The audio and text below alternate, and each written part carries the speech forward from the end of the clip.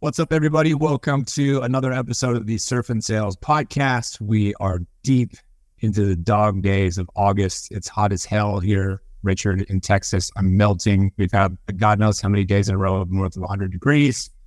I'm Scott Leese, founder and co-founder, and also co-founder. Founder of Scott Leese Consulting, co-founder of Surf and Sales, co-founder of GTM United.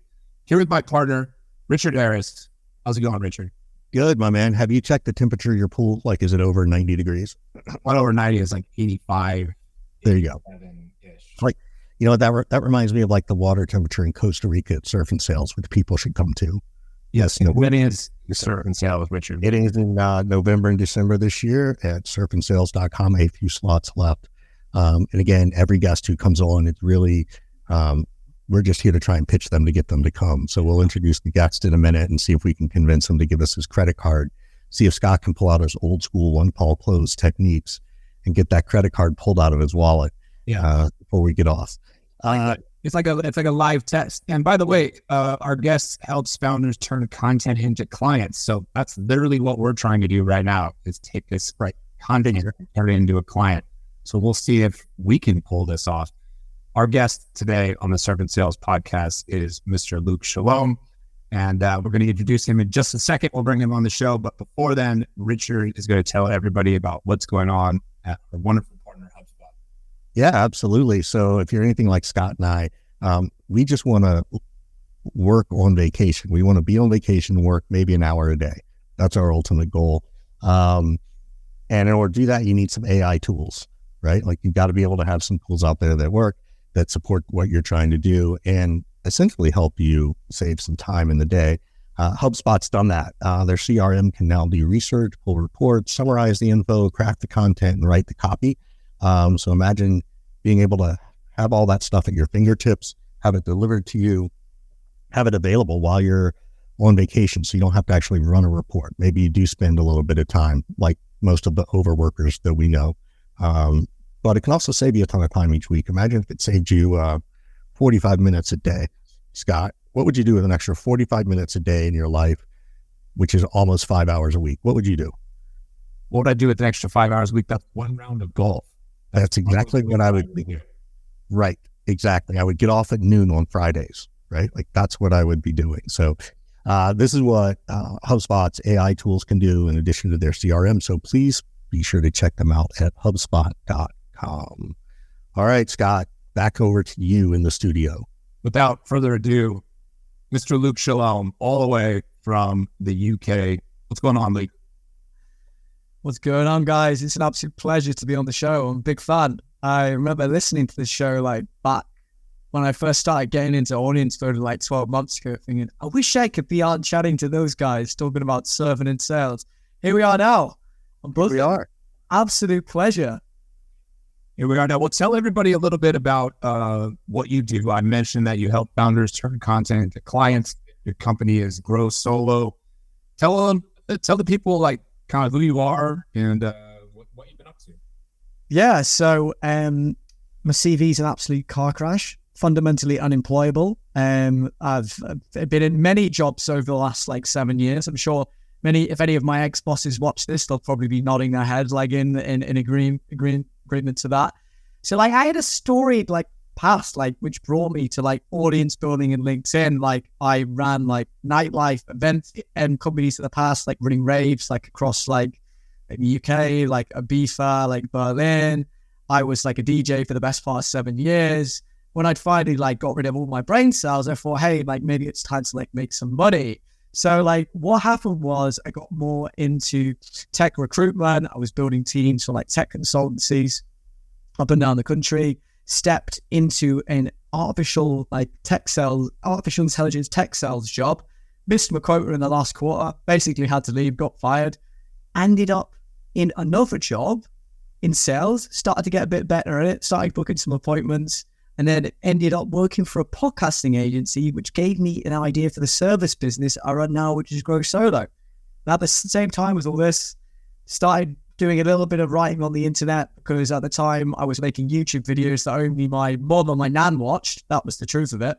I wasn't getting anywhere with it, but I saw a couple of people like Mr. Scott Leese, Justin Welsh, building these massive personal brands. And I thought, maybe I could do that too. So just started writing online about like growing on LinkedIn, about like my experiences selling, my experiences actually like writing content, and been very fortunate to build like an audience now where we're like, I think there's about like 35,000. And that founded the birth of the agency Grow Solo, which was essentially where I was thinking, well, if I could do this for myself, surely I could do this for somebody with money, like CEOs. So I started having a chat with a mentor of mine. He wasn't being consistent with LinkedIn. I was like, well, why don't I write your posts for you? And he was like, yeah, sure. And Grow Solo was born. So it's scaled now like really nicely over the last like 9 months in a way that I didn't really think would be like possible. To the point now where we help founders to scale up their LinkedIn content, dial into their ICP, so they're getting those like warm leads coming in like month on month, but also we're attaching that revenue enablement piece along where the missile. Luke, are you the one who keeps sending me these in-mails that guarantees me so many scheduled meetings a month? No, not you.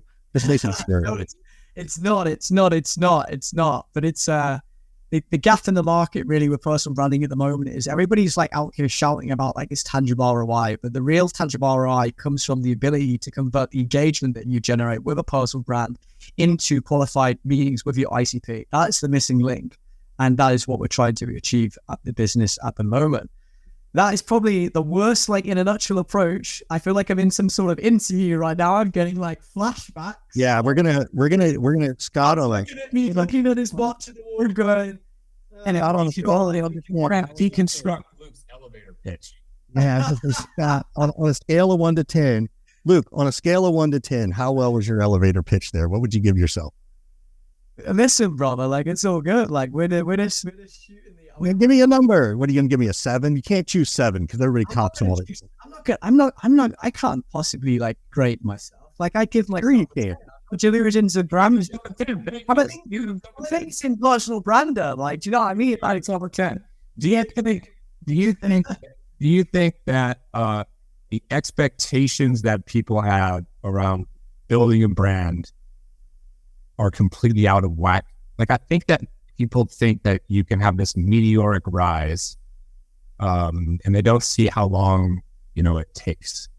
Do you think that the meteoric rise is possible, or do you think that the expectations are out of whack? I think it comes down to like a couple of things. It depends on the niche that you're in, how popular that niche is. If you're trying to build a personal brand around, I don't know, selling stamps on LinkedIn, there's probably not going to be a very large audience which is going to bandy around that, so you can have that like massive rise to like audience building, like becoming infamous within a niche. But if it's something like LinkedIn growth or sales GTM, they're much wider niches. There's much more people that are in that niche that will follow you. So yes, I think people have got a bit of a twisted image, saying they see the LinkedIn growth guys and they think my rise in audience building is going to be the same. And a lot of the times, like, it isn't. That is just the blanket truth of it. Because of the amount of people in the niche itself. What do you, when you get a client, right? And this is, your opinion, like this is an aggregation of your experience. What do you think their expectations are in terms of building this engagement place, right? Like, I think, as I was listening to you, you're working to transfer engagement to meetings or leads and stuff like that, right? So what is their expectation coming in, and how do you level set them? How do you go, Scott, this isn't going to work in a month? Yeah, so I guess that comes down to setting their expectations, running deep discovery, and that happens like right at the start of the sales process, where you're really trying to like anchor in like, hey, like transparent question, Scott, like what would success look like to you in like 90 days? Getting clear on what actually the metric is that's important to them, like getting clarity on that, and then that being reflected in that mutual action plan before they've even signed and like onboarded onto the contract. Because if you don't set the expectations before they come on board, they might be thinking, hey, look, we've been running this for 4 weeks. Why don't I have 20 clients? But it's because you never set the expectations. Yeah. Do you find that people get hung up on the engagement metrics, vanity metrics?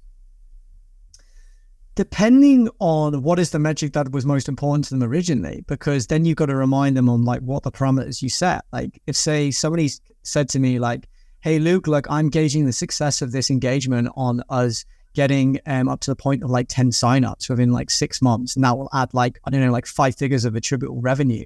And they start talking to me about engagement metrics, and I say, hey, look, completely understand like why that's important to you, but look, we're hitting these signups. Take it back to the revenue. Right. That is what they originally wanted. And you have to like, there's a constant process of like almost qualifying, like what, reminding them of the value, but also like one of the things, I don't do what you do, but one of the things that I often run into with founders and companies, which is what my work is primarily with, is all they want to do is talk about the company. All they want to do is talk about the product.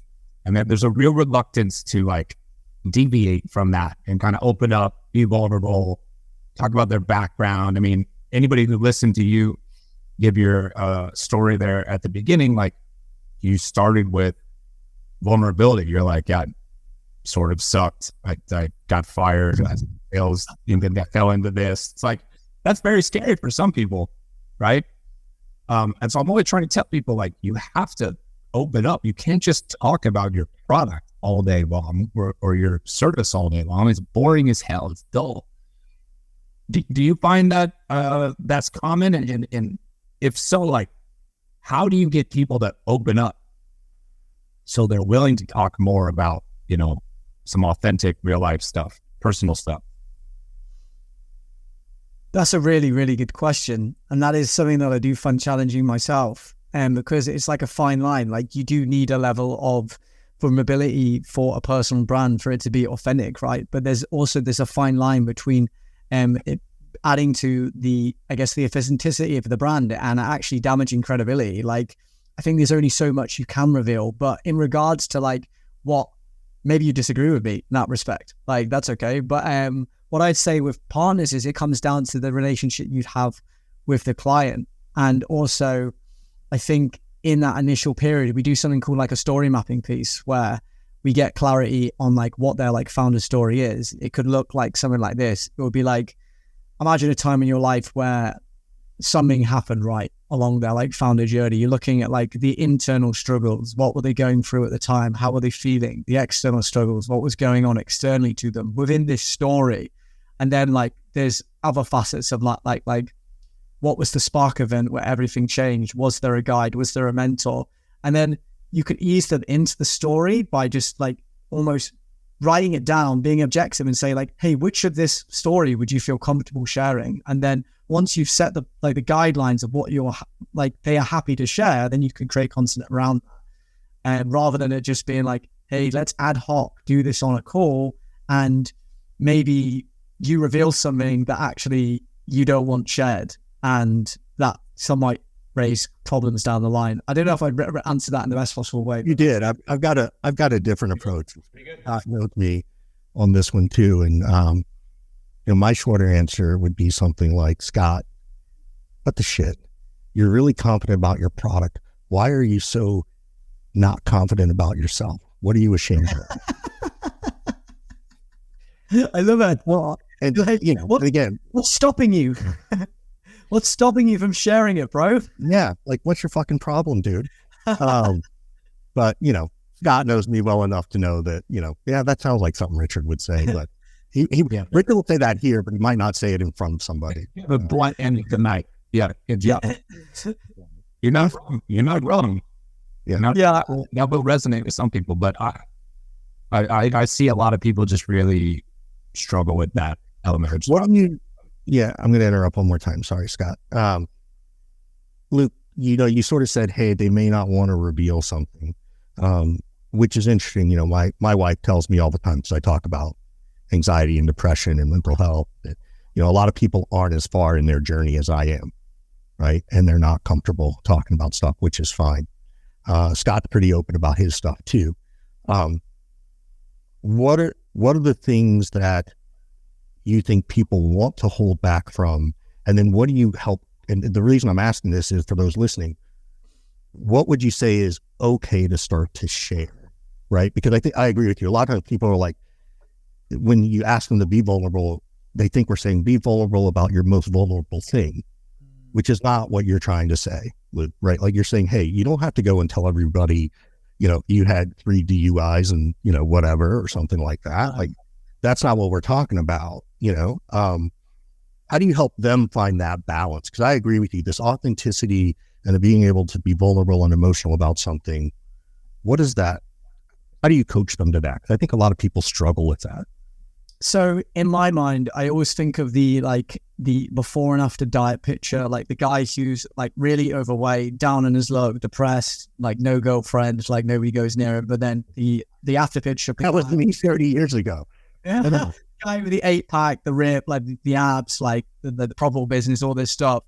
And that before and after story is very, very powerful. But if you only have the negative image in your mind and you're only ever parading like, hey, like my present reality right now, like if you were always parading like, hey, this sucks, like I am depressed, or like I'm feeling very anxious, things are not going well for me at the moment, I think customers or even like potential partners need that contrast frame for like where you were and where you are now. That's the power of vulnerability.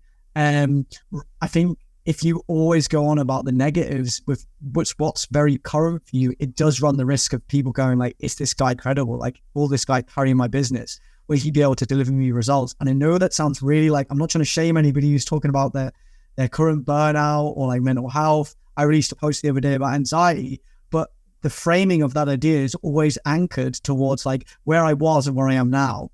That's the power of it, before and after. I could be wrong. I think that's great. I love what you said, just sort of finding that the value between vulnerability and negativity, and then I can't remember the words you used, but like not ethical, but does someone have something to add? Like if you're constantly negative all the time and that's how you're seen, like how is this person really going to help me? And to your point, because I talk about the same topic, when you frame your experience in a way, at least for me, of what I could walk away with, what I walked away with, or explain how you're trying to help others, then it doesn't feel so negative, at least to me. Like that's a Richard version of that. I don't know that that's how you feel. I think like building on the idea of like, if we were to look at this from the standpoint of building like an authentic personal brand, which is going to attract people to you and maybe like increase the, I don't know, whatever like authority you have online, it can be a very powerful thing to like add that layer of like humanity to it and like have that layer of like, hey, this is where I was and this is where I got to.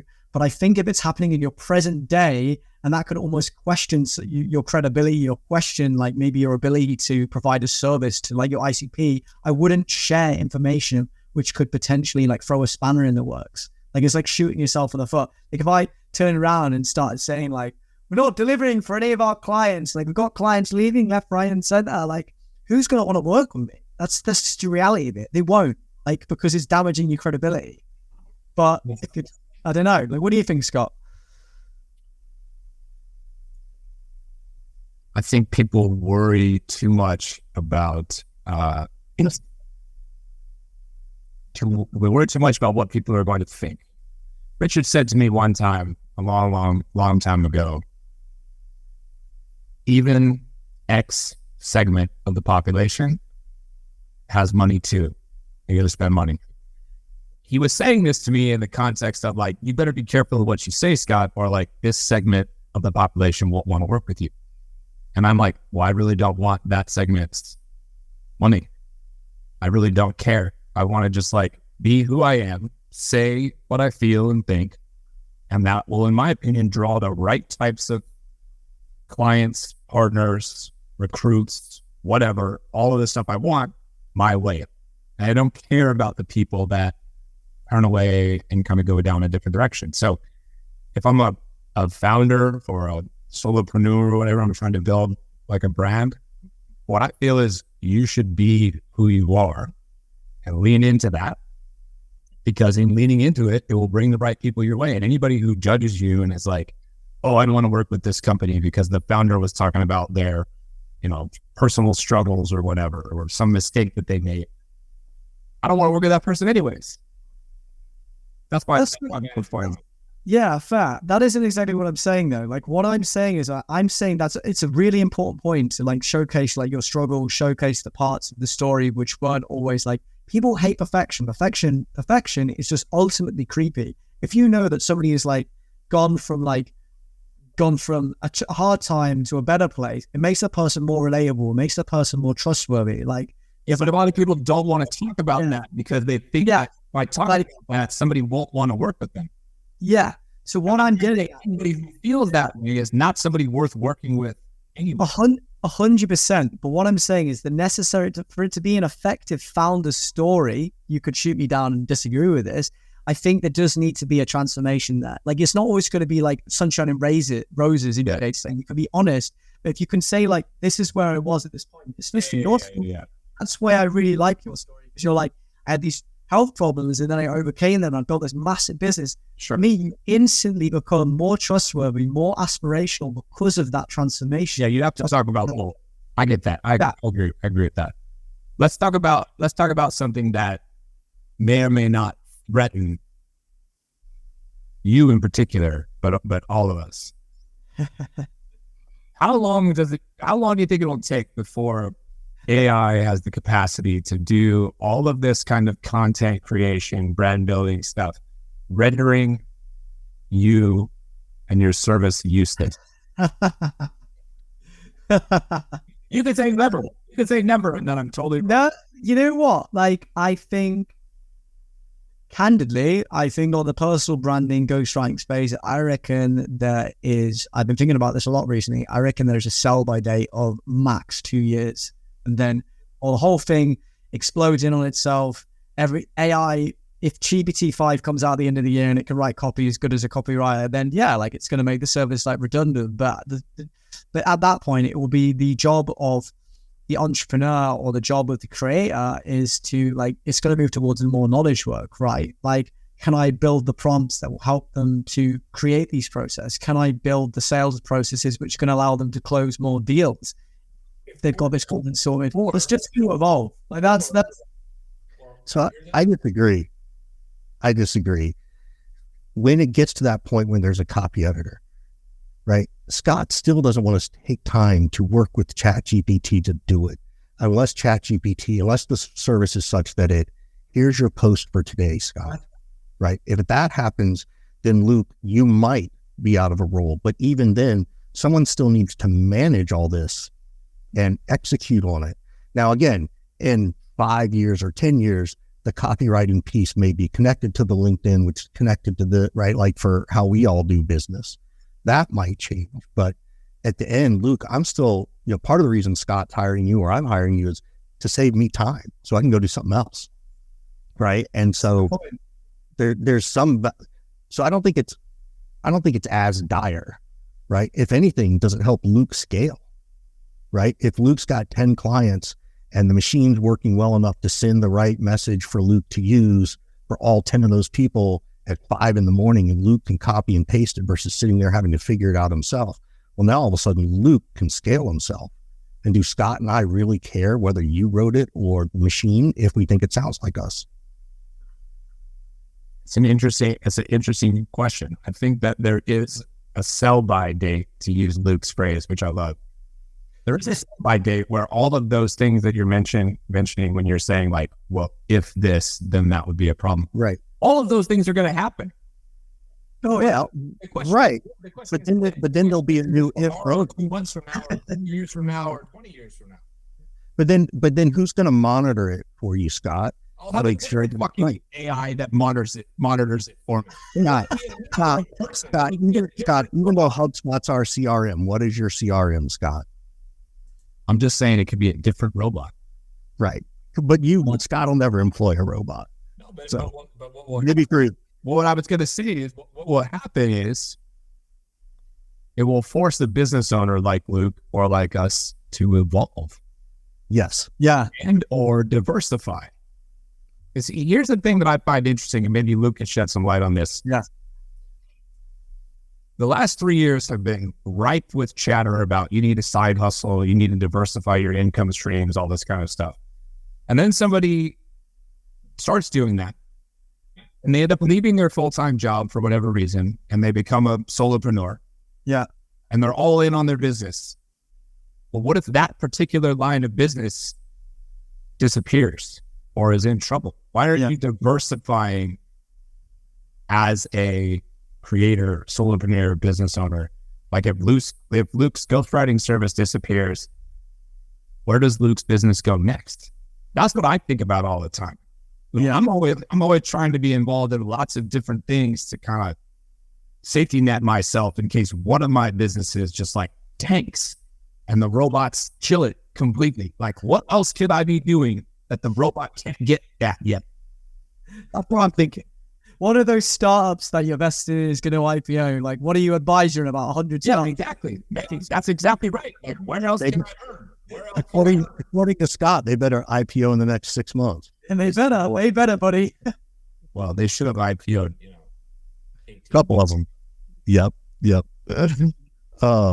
So what is that? So if you're thinking about that, Luke, so you said, hey, I'm thinking about this. Yeah. And to Scott's point, does that scare you as an entrepreneur? Because I could see this, like, this AI thing, particularly people in sales doing the side hustle, might be freaking people out from even starting their side hustle. How do you manage that? Anxiety, fear? Do you see it as a challenge with excitement? Like, I think the whole draw of being a business owner is the inherent uncertainty of it. Like, I don't know what I'm going to be doing in 3 months. Yeah, I can have a business plan, but a business plan is just an educated guess. Like, we started the business by jotting down some ideas on a napkin in a restaurant. Like, I've sort of just been riding at the seat of my pants ever since then. Yeah, I do have an eye on what's coming on the horizon, but I know that right now I'm stacking the necessary skills. You could say that career capital, heavy inverted commas, to throw a buzzword in there, like sales skills, the ability to write prompts, the ability to write, the ability to market. Might just shift to knowledge work. Like right now, I'm moving more towards a leverage coaching offer with somebody in the B2B space, and you're just trying to get fingers in more pies. But yeah, I'm open to changing. I'm not attached to what I'm doing. And I'm of the opinion that's the right way to do it, and that's the right kind of mindset. So you're starting to do some coaching. You'll probably start to branch out and do this other thing. And your last sentence, I think, is absolutely critical. Is you're not necessarily attached to any one particular line of business or thing that you're doing. I've seen a lot of people, a lot of creators, a lot of solopreneurs get very attached to the one thing, and that one thing not go as well. And before you know it, they're back to where they were, 3 years ago. Back behind the desk. Back behind the desk. We're back in the office, selling a solution designed to help people not be in the office. Shout out to Hey, the guy selling the HubSpot. non-sponsor shout out there. Speaking of Richard, time for the what do they call this, Richard? The mid-roll? Yeah, this is the mid-roll. Luke is going to hum a little tune on it real low in the background. Right, exactly. Actually, excited for this one. I mean, I'm always excited for him, but this one's for a podcast on the HubSpot podcast network called The Science of Scaling with our friend Mark Roberge. For people who don't know, Mark was the founding CRO at HubSpot. He's now a senior lecturer at Harvard Business School and co-founder of Stage 2 Capital. He sits down and talks with a ton of successful sales leaders to learn their secrets, maybe share their mistakes so that you don't have to make them. He's got a really good one I listened to the other day, and I'm not a huge podcast guy, but I did listen to this one about aligning sales and marketing with Mike Weir, who's the CRO over at G2, which I thought was pretty cool. So if you're ever wondering how to do these things, be sure to check out The Science of Scaling with your host, Mark Roberge, also on the HubSpot podcast network. And Scott, back to you in the studio. Very smooth. That might have been your most effective mid-roll ever. Well, it's probably because we did Barrows and his was good, but that's because we know him. That was very good. Okay, Luke, hard eating questions time. What are Richard and I doing wrong with our board? Oh, what are you doing in an hour? Yeah. You got to criticize us, critique us. Okay, I'm gonna roast your post. This should be like a feature of the show. Yeah, that's pretty good. One host. Welcome back to roast my post. Scott, we're supposed to be selling him to come to Surf and Sales. I think he just sold us to there. Well, Right up. what he should do is that he should create his own show and just call it Roast My Post. Roast my post. All right, Scott. So, Yeah. talking about yourself in the third person in your about section. That's an interesting choice. Actually, no, I'm wrong. Scott Leese Consulting. Nice. I think it does a very good job of talking about your. Well, he's looking at my profile. Your Browsing my profile. I think maybe this could be geared a little bit towards maybe your like ideal client persona. You might get a few more inbounds for your biz that way. That could be a good thing. Also, how do the people reach out to you to like work with you? Is that clear on the about section? You could change that. As far as like content, Should he change his picture? Should he change his picture? Should he change his picture? No, I don't know. Like he looks like a cool surf dude on it. 6-time sales leader. It's got a little surfing emoji on there. I think it fits with the vibe. I think if he was in like a full suit with a surfer picture on the emoji, it might look a little bit odd. But he's got that surfer vibe. I'm not going to mess with that. I think your content's solid, bro. Like I don't think I could change anything about it. Like. All right, let's do Richard now. I got 2 good pieces of advice for my about section. I'll take that. Okay, like I need Richard to drop his profile so I can roast it. All right, hold on. I'll find it. That's not a good sign, Richard. That means he doesn't even know how to find your profile. Oh, no, I don't mean it like that. For efficiency. That's not my problem. That's his problem. No, but it is your problem. Richard, it sounds like you need some visibility and positioning. Maybe on LinkedIn. Could be off base with that one though. No, top cold calling voice, 55,000. Man has got more followers than I have. Very good. Hey, okay. Let's have a look at this. Getting laid off inspires the entrepreneurial spirit around one simple thought. Yeah, pretty good. Pretty good. I like that. Why make our money when you can make us?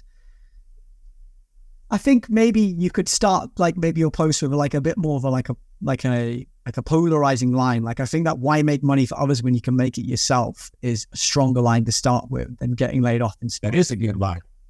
That is, yeah. That would be something I would say is maybe take a look at your hooks. I think your feature section's brilliant, brother. Like you've got all of your like offers there, like your about section. Remember, nobody cares what you do, they only cares what pains you solve. That's great. Okay, once again, could be angled more towards your ideal client persona, taking them through, like imagine LinkedIn as a landing page. What are the challenges they're experiencing? How do you help them? Like, what are some like client results you've delivered? This is great. This is like the social version of like a batting cage, like a role play. Yeah. Like a pitch role play. But you just, everybody who's listening just is like, oh, got to go look at my profile. I got to go see these things. And by the way, for anybody who's interested in working with Luke, I just saw like what his brain does on the fly. With no preparation whatsoever. Job well done. Job well done. It sounds like maybe Richard's about section is better than mine, but maybe my content is better than Richard's. That's my main takeaway. I just want to make sure that that sounds fair though. And we're at least tied. Yeah, that's your content is better than mine. I don't have a problem. We're tired. We're tired.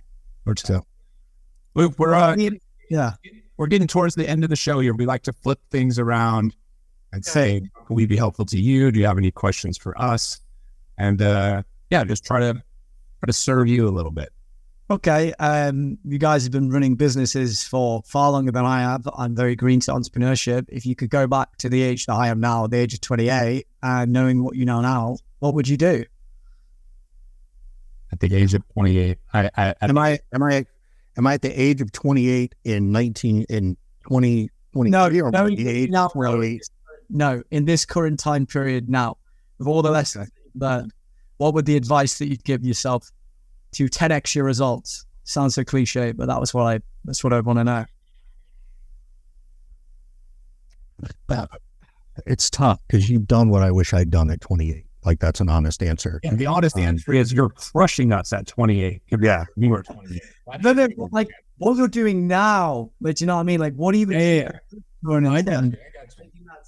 Put his name for Richard to spit his answer out.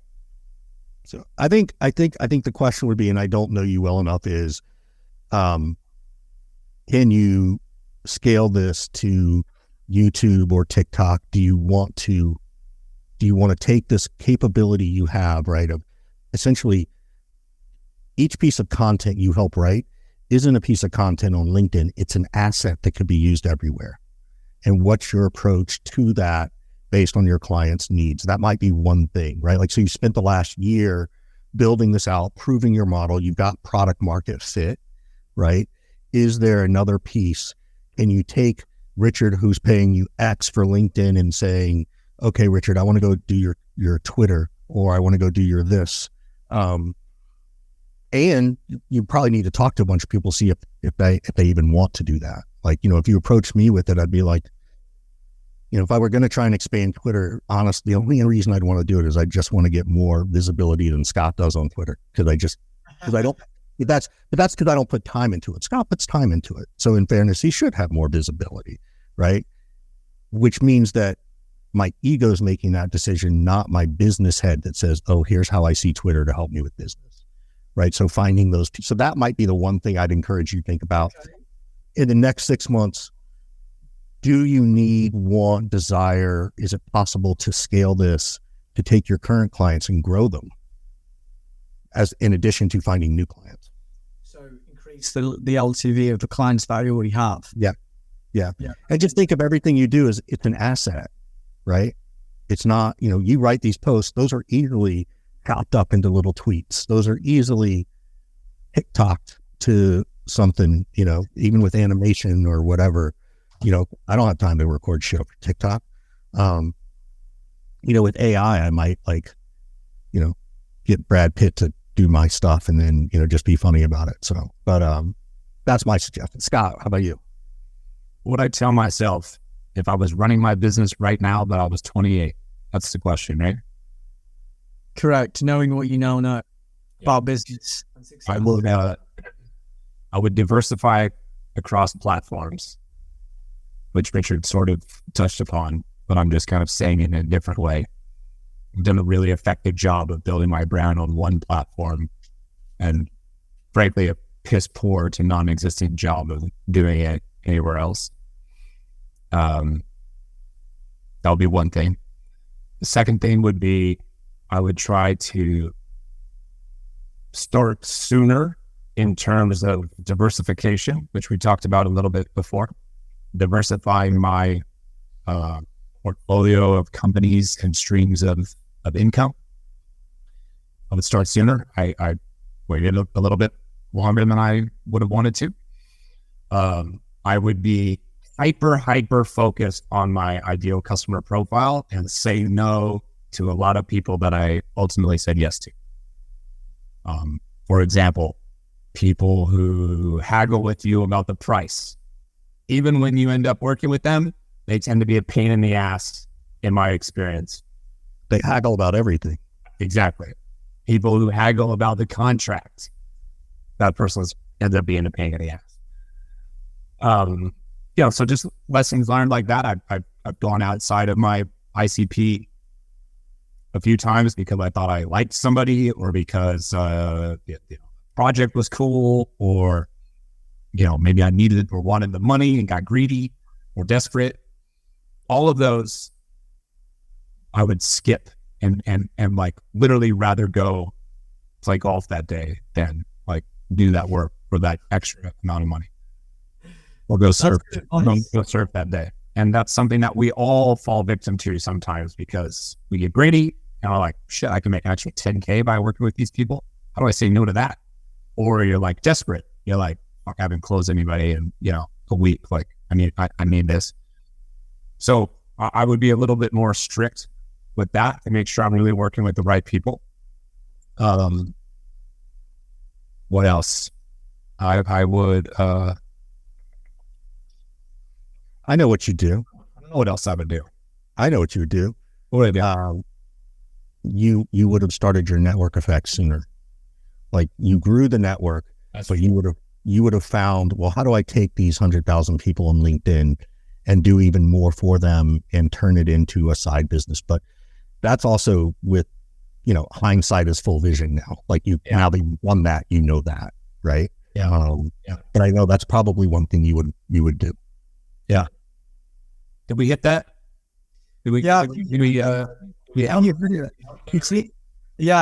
LTV of existing clients is a really big one, because it's easier to sell to a customer that you already got, like basically like take on a new one.